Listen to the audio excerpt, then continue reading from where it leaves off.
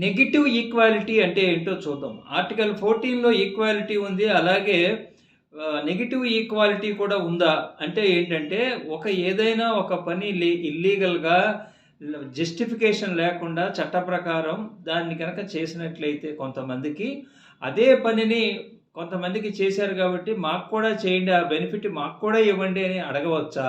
అంటే దానికి సుప్రీంకోర్టు ఏం చెప్పిందంటే, Muthukumar and others versus chairman and managing director అనే కేసులో, if there has been benefit or advantage conferred on one or a set of people without legal basis or justification, the benefit cannot multiply or be relied upon as a principle of parity or equality. అంటే ఒక illegal గాను irregular గాను కొంతమంది benefit పొందితే, because of they are benefited the same benefit can be given to us అని చెప్పి we cannot approach the court because there is no negative